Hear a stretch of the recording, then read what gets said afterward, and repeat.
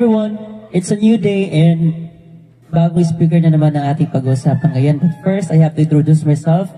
My name is Evan Bersaban and again, you are in my YouTube channel, Soundtech PH.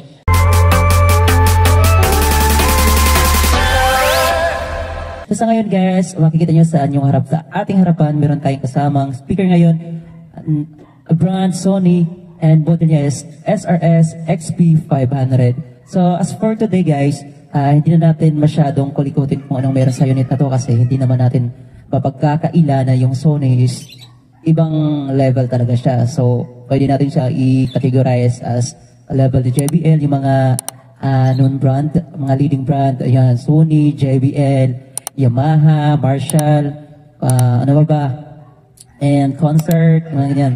So ayun guys, so for now, pag-usapan ngayon is dahil nga sa unit na to, kung sino, shout out sa mga nakabili na ng unit na to and good luck sa mga bibili pa lang, and it is your opportunity na magkaroon ng idea kung anong magiging option nyo pag once, kasi meron naman talagang mga Sony lover dyan, so kahit meron man yung downside, o lahat naman may downside and may positive side, may good side. So sa mga Sony lover, bibigyan ko lang kayo ng option, so ituturo ko lang sa inyo kung paano i-set up yung karaoke kay Sony SRS XP500. Kasi guys, meron nga siyang masasabi nating downside when it comes to karaoke.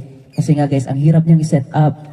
Minsan, pag nakuha mo na yung settings ng microphone, although meron siyang control ng mic volume sa likod, meron siyang control na para ma-adjust mo yung volume, and also meron siyang app, supported siya ng app, pwede mo i-download yung app. Pero nevertheless, kahit meron ng ganun guys, hindi mo pa rin siya ma-set up sa karaoke. Kasi kahit makuha mo na yung tamang setup ng echo or reverb and mic volume, and then pag kinonik mo na siya sa phone mo or mag-play ka na yung YouTube, mawawala na yung setup mo. Pabalik siya dun sa default na walang ka-echo-echo, sobrang tuyong-tuyo. And meron naman siyang time guys na pag nilakasan mo yung volume, humihina yung output ng microphone. O minsan naman malakas yung microphone, humihina yung ano. So hindi maganda yung setup ng karaoke ng Sony. Kaya ito yung magiging option nyo ngayon guys. So ipapakita ko sa inyo kung anong meron tayo. So, first pala, sasabihin ko na sa yung gamit kong microphone ngayon is hindi ito mic ng Sony kasi wala naman siyang free microphone. So, ayun. So, yung gamit ko ngayon is from other brand. So, ibang ano to. Ito yung binlog ko from the last vlog na in-upload ko. So, ngayon guys, papakilala ko sa inyo yung microphone na to. Ayan. Ayan. Ito yung magiging option nyo para makapag-set up kayo ng karaoke. Na hindi nyo na kailangan gumamit ng another amplifier or mixer. Kasi sa setup ng Sony XRS XP500, kailangan mo pa siyang gamitan ng mixer para makag-video okay ka. Kasi pag siya lang, hindi ka talaga makapag-video okay guys, mababad trip ka lang. So, kahit gamitan mo siya ng wired mic or wireless mic na meron ka, hindi mo pa rin siya ma-set up. Ang kailangan mo guys is yung wireless mic na meron siyang own control ng echo or bass and treble, ganun. So, dapat meron siyang sariling control.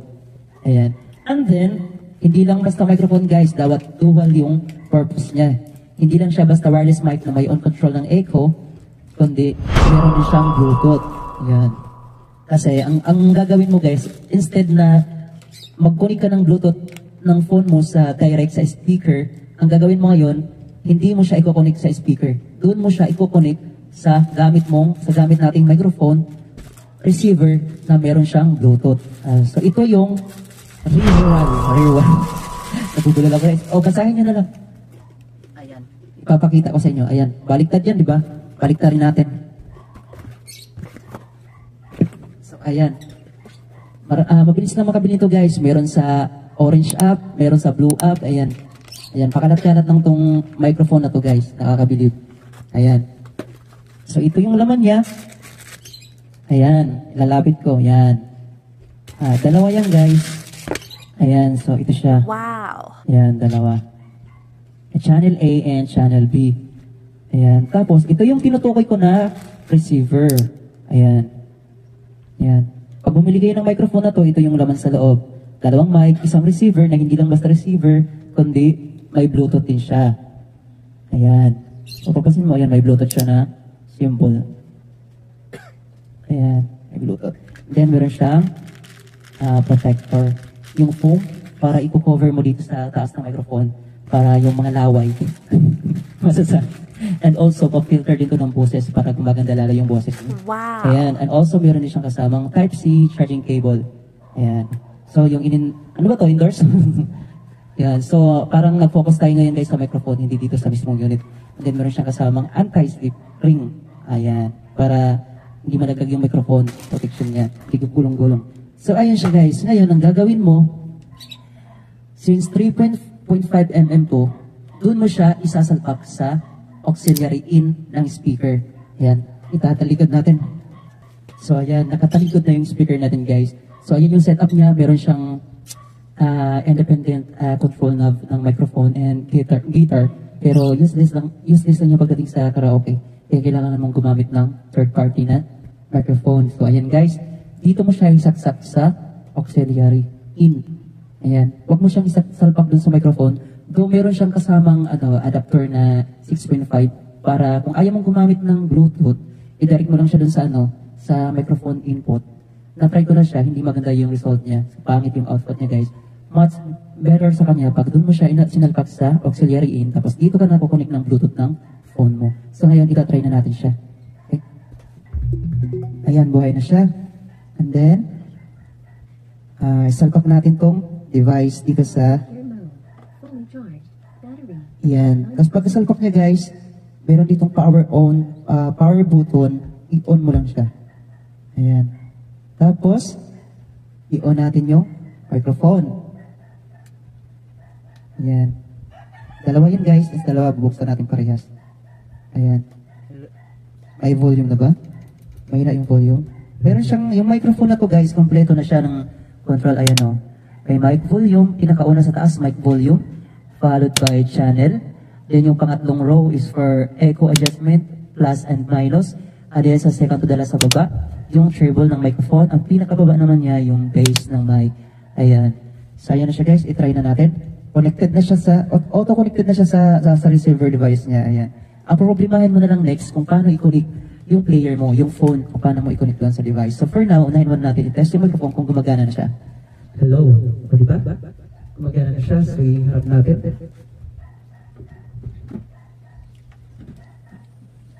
Hello guys, so ayan siya. Pwede mo siyang tanggalan ng echo, ayan. Tapos pag mag-karaoke ka, lagyan mo lang ng echo plus, so ayan na siya. Pwede mo rin lagyan ng bass kung gusto mo lagyan ng bass and treble. So ngayon guys, itry na natin siya i-connect sa phone, sa Bluetooth ng phone natin. So on mo lang buksan mo lang yung Bluetooth ng phone mo and then search for device. Again, wag malito guys ha, wag ma-confuse. Ang isi-search mo ngayon ng device is yung device name ng receiver ng microphone. Hindi na yung Bluetooth name ng speaker natin na. Hindi na yung Bluetooth device ng speaker natin. So ayun, ano nga yung device natin? So ayun guys, connected na siya. Ang pangalan ng device is X168. Ayan.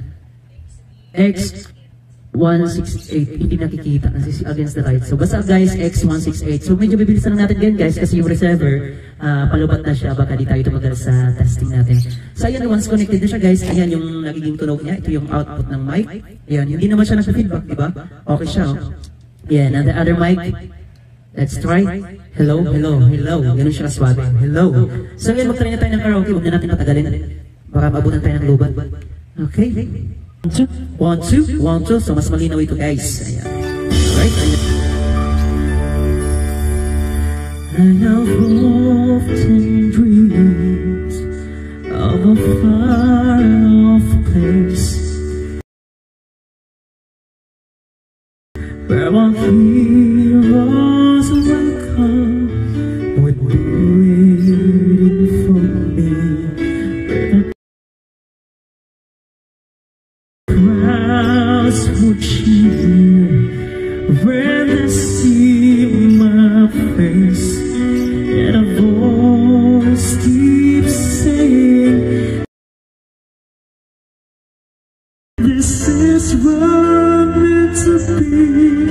I'll be there someday.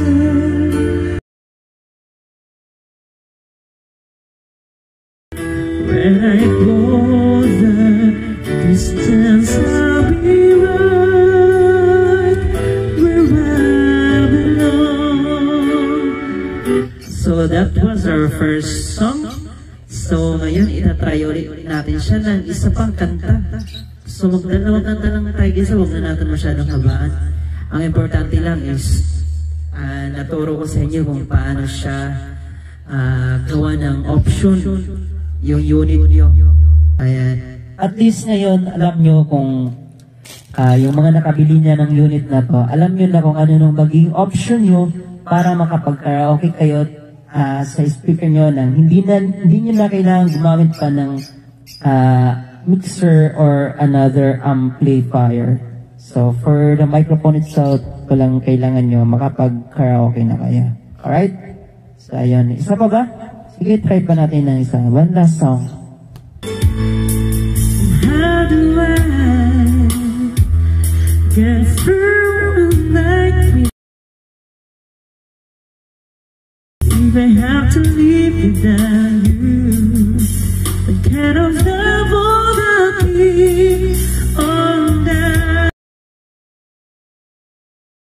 You ever leave, that you will take away everything.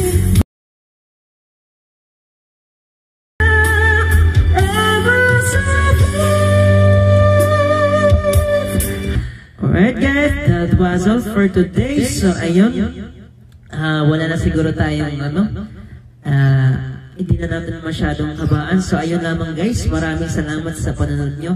At sana may natutunan kayo sa tutorial na ating ginawa ngayon. So ayun, maraming salamat guys sa panonood and I enjoy sa karaoke session nyo.